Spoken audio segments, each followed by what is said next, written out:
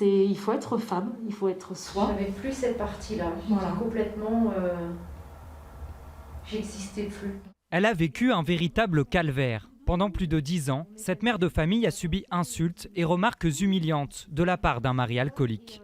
Ne pas manger parce que j'avais la boule au ventre, ne pas dormir parce que j'avais la boule au ventre, qu'est-ce qu'il va faire? Il m'a jamais tapé, jamais. Mais psychologiquement, il m'a détruite. Et il était en train de détruire mes enfants. Il y a 5 mois, la sortie du confinement signe un déclic. Elle quitte son domicile et finit par porter plainte. C'est vous la victime de cette affaire et que c'est normal aujourd'hui de vouloir dire stop à tout ça et d'avancer. Grâce à l'Adavirs, elle bénéficie aujourd'hui d'une ordonnance de protection. L'association aide les femmes victimes dans l'Yonne, département français le plus touché par les violences intrafamiliales. Notre rôle dans un département qui est principalement rural, 89% du département est rural, c'est d'aller au plus près de ces victimes. Et pouvoir montrer finalement à cette victime que tous ces obstacles qui semblent insurmontables pour elle peuvent trouver une solution, en tout cas dans l'ensemble du réseau.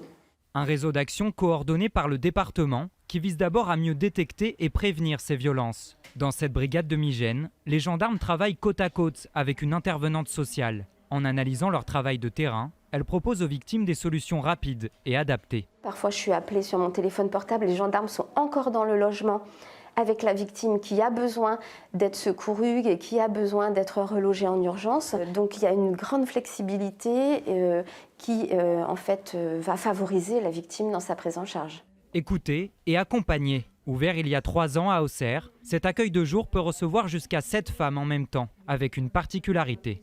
Le bureau d'entretien donne directement sur une pièce dédiée aux enfants. Donc les enfants ici peuvent jouer plutôt librement et savent que leur maman est d'un côté ou de l'autre. Ce qui permet aux femmes de pouvoir parler des violences sans que les enfants revivent de nouveau les violences conjugales.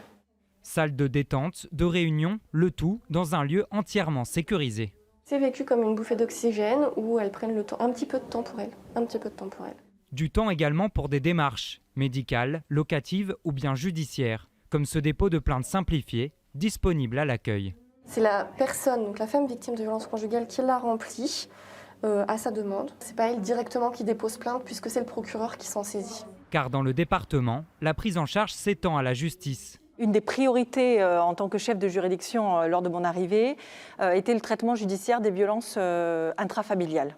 Depuis janvier, la présidente du tribunal d'Auxerre, en lien avec le procureur de la République, utilise tous les outils législatifs à sa disposition. L'objectif, apporter aux victimes une réponse complète et immédiate, par exemple avec les ordonnances de protection. Le juge d'affaires familiales doit impérativement rendre sa décision dans un délai de 6 jours, en faisant en sorte que si l'audience a lieu le matin, la décision soit rendue dans l'après-midi, sans laisser passer une nuit supplémentaire, parce qu'on sait très bien que ce sont des contentieux très particuliers où il peut y avoir un vrai danger pour la victime.